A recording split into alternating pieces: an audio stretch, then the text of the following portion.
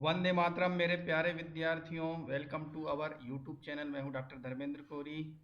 आज की इस वीडियो में मैं आपको इंग्लिश लैंग्वेज जो फाउंडेशन का पार्ट बी है, पेपर 1, उसका सॉल्यूशन लेकर आया हूं। ये जो पेपर आप देख रहे हैं, बीए बीबीए बीसीए के विद्यार्थियों के लिए, बरकतुल्लाह यूनिवर्सिटी के अंतर्गत जो एफिलिएटेड कॉलेज हैं, रेगुलर या प्राइवेट, सबके लिए कंपलसरी था। और ये केवल बीए के लिए उपयोगी नहीं है, अभी आने वाले एग्जाम में बीकॉम, बीएससी, इनके लिए भी समान रूप से उपयोगी है। क्वेश्चन रिपीट होते हैं। बरकतुल्लाह विश्वविद्यालय का 15 जून को पेपर हुआ था। इसका सोल्यूशन देखते हैं। फर्स्ट क्वेश्चन है, the poem daffodils is composed by William Wordsworth. इनकी रचना है। In what year God see the truth but weights published in 1872 में ये पब्लिश हुआ था। अक्सिनोव इज फ्रॉम विच टाउन। अक्सिनोव कहाँ का था? ये मैंने देखी लास्ट ईयर एक सैंपल वीडियो डाला था 2023 में। अगर आपने देखा हो तो मैंने कमेंट करने के लिए बोला था कि अक्सिनोव कहाँ का था, तो कुछ बच्चों का कमेंट भी आया, व्लादिमीर। अगर आपने वो वीडियो देख के कमेंट किया होगा तो ये आंसर आपका सही हो गया होगा। नेक्स्ट क्वेश्चन है, व्हाट इज ए समोवर। ये भी लास्ट ईयर क्वेश्चन आया था। तो समोवर क्या है? रशिया में क्या होता है, कोई भी पदार्थ गर्म करने के लिए एक केटली होती है, एक प्रकार की केटली, उसे समोवर कहते हैं। टी और नो। नेक्स्ट क्वेश्चन है, question number 5, Ivan Dmitrich Aksionov was a, क्या था? अक्सिनो एक यंग मर्चेंट था। Next, why did Lencho need money. Lencho को किस लिए ज़रूरत थी? तो लेंचो को सबसे ज़्यादा ज़रूरत थी to save his family from hunger. गरीबी से बचाना चाह रहा था, उसका खेत उजड़ जाता। बहुत अच्छी स्टोरी है, लियो टॉलस्टॉय की है। भगवान के घर देर है पर अंधेर नहीं, इस नाम से। Who read the letter sent by Lencho. तो लेंचो जो है एक भगवान को पत्र लिखता है, और भगवान तो पत्र पढ़ता नहीं, पत्र आते हैं पोस्ट मास्टर के माध्यम से। तो पोस्ट मास्टर जो है पत्र पढ़ता है। लेंचो उसमें 100 पैसों, 100 पैसों की डिमांड करता है कि भगवान मुझे बहुत ज़रूरत है 100 पैसों की। How much money was the postmaster able to arrange. तो पोस्ट मास्टर जो है 100 मांगता है। तो पोस्ट मास्टर ये पढ़कर सोचता है, जो लेंचो चिट्ठी लिखता है भगवान के लिए, तो पोस्ट मास्टर सोचता है कि लेंचो का जो विश्वास है ईश्वर पर, भगवान पर, वो बना रहे। इसलिए पोस्ट मास्टर अपने साथी एम्प्लॉय के साथ मिलकर, जो उसके पोस्ट ऑफिस में रहते हैं, कुछ पैसे अरेंज करता है। तो वो पैसे कितने अरेंज हो पाते हैं? 100 तो नहीं हो पाते, 70 पैसोस इकट्ठे हो पाते हैं। तो कितने इकट्ठे हो पाते हैं? 70 पैसोस। Where did Lencho expect the downpour to come from. Lencho खेती करता है, तो खेती करते समय उसे ऐसा लगता है कि नॉर्थ ईस्ट से, इस तरफ से बारिश आने की संभावना है। ऐसा चैप्टर में है और कहीं नहीं मिलेगा आपको, नॉर्थ ईस्ट दिया हुआ है। इसका बी ऑप्शन सही है। लेकिन वो ऐसा नहीं होता है, जो बारिश है वो तूफान में बदल जाता है और की सारी फसल नष्ट हो जाती है। और भगवान से वो प्रार्थना करता है उसे 100 पैसों मिल जाए, और इसके लिए वो भगवान को चिट्ठी लिखता है। और पोस्ट मास्टर उस चिट्ठी को पढ़ता है। उसे पोस्ट मास्टर को लगता है कि लेंचो का जो विश्वास है वो ईश्वर पर बना रहे, तो इसलिए वो खुद से अरेंज करता है। लेकिन 100 पैसों ना करके वो 70 पैसों ही इकट्ठा कर पाता है। और बाद में स्टोरी बहुत अच्छी है। ये लेंचो को जब वापस 70 पैसों मनी ऑर्डर के माध्यम से मिलते हैं, तो लेंचो कहता है, भगवान तुमने तो 100 भेजे थे, लेकिन ये 30 पैसों बीच में ये पोस्ट ऑफिस वाले खा गए। ये लोग बहुत बदमाश लोग हैं। देखिए ऐसा होता है, भला करके उनको बुराई मिली थी। चलिए कोई भी, भलाई करते रहना चाहिए। अगला प्रश्न देखते हैं, the poem the daffodils consist of. तो जो पोयम है डेफोडिल्स, उसमें कितने स्टेंजा हैं, ये पूछा गया है, कई बार पूछा गया है ये भी। तो इसमें 4 स्टेंजा हैं, यानी छंद हैं, और हर एक स्टेंजा में 6 लाइन्स हैं। Next, the poet compares his lonely moment to that of cloud. ये ऑप्शन इसका सही है। क्वेश्चन नंबर 12 देखते हैं, at a glance the poet was dash daffodils.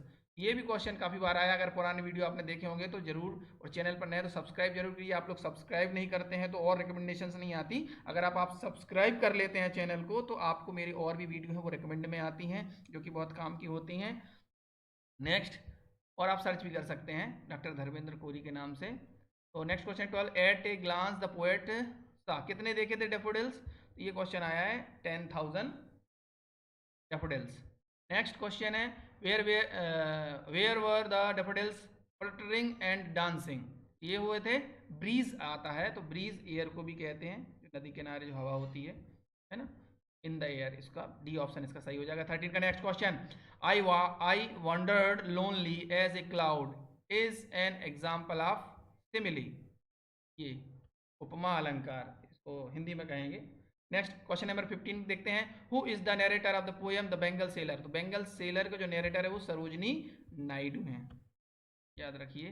Next question है क्वेश्चन नंबर 16।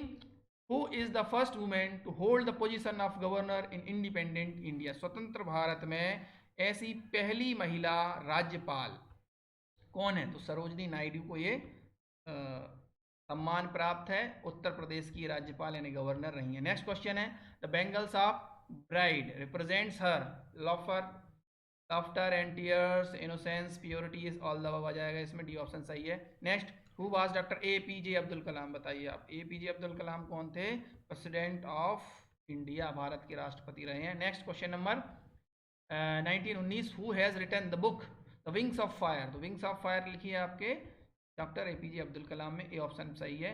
नेक्स्ट क्वेश्चन है to rise the highest people must have dash of great heroes and exploits? तो question number 20 का सही answer है common मोटो।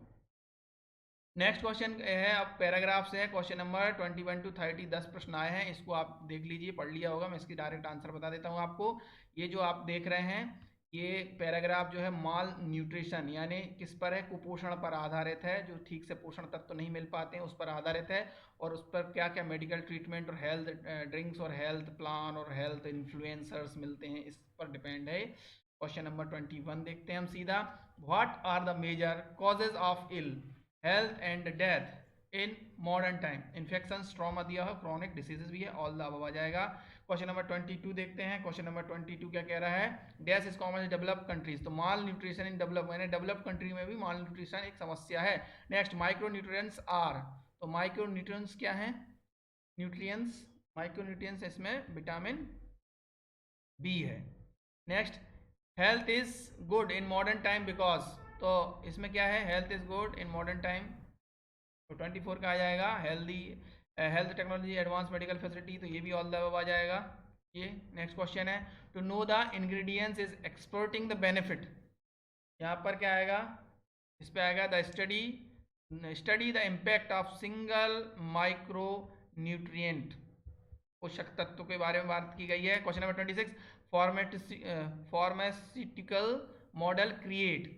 ये pharmaceutical model क्या create करता है? अनहेल्दी डिपेंडेंसी कल्चर, ये आएगा ऑप्शन इसमें सी, 26 का C. 27 which of the following are the micro nutrients groups? तो एसेंशियल फैटी एसिड होता है, फ्लेवोनॉइड्स रहता है, ये दोनों होता है, बोथ होता है, तो सी ऑप्शन आ जाएगा। 28 देखिए micro nutrients are dash to consumer, तो माइक्रो न्यूट्रिएंट्स आर यहाँ पर आ जाएगा, ऑड वन आउट कर सकते हैं, safe to consumer. Next question number 29 pharmaceutical model is create on unhealthy dependency culture, ये भी रिपीट टाइप का हो गया है, तो ये बी ऑप्शन इसका सही है। नेक्स्ट क्वेश्चन है question number 30 what is micro nutrients? Vitamin, minerals, fatty acid, ये सभी होता है, बी ऑप्शन इसका सही होगा। Question number 31 family is a common noun? तो फैमिली इज ए क्या है? इज कॉमन नाउन और कलेक्टिव नाउन। तो family is a collective noun है ना, परिवार क्या है? एक समूहवाचक संज्ञा है, तो इसका ए ऑप्शन सही हो जाएगा 31 का। यहाँ पर नाउन के बारे में पूछ लिया। Next question number 32 there is a fine of picture in the palace? तो there is a fine gallery, C option इसका सही हो जाएगा 32 का। 33 का देखते हैं Amit prefers to work dash a form? तो 33 का सही आंसर हो जाएगा आपका बी, सॉरी 33 का क्या हो जाएगा? 33 का आंसर हो जाएगा ऑन आएगा, ऑन ए फॉर्म पे है ना preposition. What is pre writing? तो प्री राइटिंग में सबसे पहले क्या होता है? पुटिंग थॉट्स, विचारों का समायोजन होता है लिखने से पहले। Question number 35 the salutation in a letter? तो सैल्यूटेशन लेटर के आमंत्रण पत्र में डियर सर मैडम या नाम भी लिख सकते हैं डियर के बाद। Next question number 36 enclosure is enclose document, B option इसका सही हो जाएगा 36 का। 37 the national flag is hosted on Independence Day, इसमें बी ऑप्शन इसका सही हो जाएगा।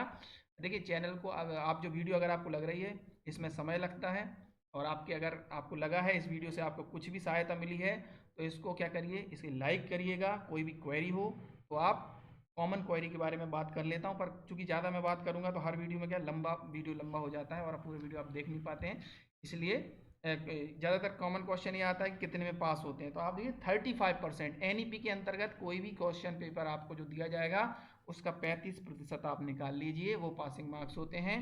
और दोस्तों के साथ जरूर शेयर करिए, आप शेयर करने में कंजूसी करते हैं तो कई लोगों को रिकमेंड नहीं हो पाता है वीडियो, तो आप शेयर जरूर कर दीजिए। Next, letter return for searching और seeking a job is called. तो लेटर राइटिंग पूछा है इसमें, देखिएगा ना, लेटर राइटिंग, तो ये जॉब एप्लीकेशन है ना। तो इसमें क्या, जॉब एप्लीकेशन भी हो सकता है, रिज्यूम भी हो सकता है, लेकिन सबसे आपका हो जाएगा इसमें सबसे पहले हो जाएगा ए ऑप्शन हो जाएगा, रिज्यूम। इसका थोड़ा डाउट है, देख लीजिएगा, मेरे हिसाब से ए ऑप्शन इसका सही है। Question number 39, the length of cover letter should not be more than 1 page. एक पेज से ज़्यादा नहीं होना चाहिए कवर लेटर। ए जेरेंड क्या है, वर्बल नाउन होता है, आईएनजी जो लगा रहता है ना, ओटी का सी ऑप्शन सही है। नेक्स्ट 41 है, after dinner the mother dash the child in the cradle. Cradle यानी क्या होता है, क्रेडल इन झूला, तो इसका सही ऑप्शन आ जाएगा laid, LAID, C option. Question number 42, re in the word re examine is. तो री जो क्या है, री इज प्रीफिक्स है, प्रीफिक्स यानी उपसर्ग आगे लगता है और सफिक्स जो है पीछे लगता है, ठीक है। नेक्स्ट क्वेश्चन है 43, the antonym of the word pessimism. तो पेसिमिज्म का अपोजिट क्या हो जाएगा, optimism. Next question 44, I have not meet dash a long time. 44 का सही आंसर क्या हो जाएगा इसमें, 44 का सही आंसर होगा आपका लॉन्ग टाइम, फॉर आएगा। I have not meet him for a long time, sorry. Next question है the study of meaning is. जहाँ मीनिंग की स्टडी की जाए उसको कहते हैं अर्थ विज्ञान यानी सेमेंटिक्स। नेक्स्ट क्वेश्चन है which of these should be, question number 46 देखिए, विच of these should be avoided during a delivery of speech. तो जब आप स्पीच बोलें तो रूडनेस नहीं होना चाहिए, याद रखिएगा, पॉज हो, क्लियरिटी हो, कॉन्फिडेंस हो, पर रूखापन नहीं होना चाहिए आपके भाषण में। 47, विच of these is not a type of public speech. तो पब्लिक स्पीच में इनफॉर्मल नहीं करते, जब आप पब्लिकली बोलते हैं तो आप इनफॉर्मल नहीं रहते हैं, फॉर्मल स्पीच होती है। 47 का बी आंसर सही है। 48, which of these is not which of these is not a type of means of speech delivery. Speech delivery में स्कोल्डिंग, रीडिंग तो होता है, which of the type of means of speech delivery, impromptu memorising है, scolding भी हो सकता है, reading भी हो सकता है, रीडिंग तो करते ही हैं। यहाँ पर देखिए दो चीज़ें, मेमोराइजेशन ये भी हो सकता है, पार्ट पूछा है ना, प्रकार नहीं है, ये हो जाए स्कोल्डिंग हो जाएगा, स्कोल्डिंग कोई प्रकार नहीं है ना। यहाँ पर डाउट है बी या सी में, आप देख लीजिएगा, मेरे हिसाब से सी होना चाहिए इसमें। नेक्स्ट है question number 49, which of this factor is not involve in the determination of correct tone. तो करेक्ट टोन क्या है, पिच भी होता है, क्वालिटी भी होती है, इंटोनेशन भी होता है, ड्रेसिंग स्टाइल पिच का पार्ट नहीं है ना, तो सी ऑप्शन इसका सही हो जाएगा। लास्ट क्वेश्चन का ऑप्शन सही ऑप्शन बताने से पहले फिर से मैं रिक्वेस्ट करूंगा, अगर आप बीए के हैं तो भी देखिए, बीएससी, बीए, बीकॉम सभी के लिए एक कॉमन पेपर होता है, कॉमन सिलेबस होता है, रेगुलर स्टूडेंट्स के लिए भी। और अगर आप प्राइवेट विद्यार्थी के रूप में अपीयर कर रहे हैं तो भी देखिए, और जो और प्राइवेट स्टूडेंट तक जरूर वीडियो पहुंचाइए, क्योंकि प्राइवेट स्टूडेंट्स कॉलेज से जुड़े नहीं रहते हैं तो उन्हें ज़्यादा पता नहीं रहता है, तो उनके लिए मैं एक स्पेशल वीडियो बनाने वाला हूँ, तो बहुत जल्दी जैसी समय मिलेगा। आखिरी क्वेश्चन है, what is the maximum time for a short speech. तो देखिए इसमें कोई लेंथ नहीं होती, पर देखिए 30 मिनट का में क्या होता है, व्यक्ति बोर हो जाता है, 30 मिनट से ज़्यादा का स्पीच नहीं होना चाहिए। अगर शॉर्ट स्पीच की बात करें तो ये 10 मिनट से ज़्यादा नहीं होना चाहिए, इसका ए ऑप्शन होना चाहिए। यहाँ पर 50 प्रश्न पूरे होते हैं। अगर आपका एग्ज़ाम है तो ऑल द बेस्ट, और आपका एग्ज़ाम हो गया है तो निराश ना हो, आगे आने वाले पेपर की तैयारी कीजिए। वुमन एम्पावरमेंट और उद्यमिता विकास यानी एंटरप्रेन्योरशिप एंड स्टार्टअप पे वीडियो बनी हुई है, देख लीजिएगा। Thank you for watching.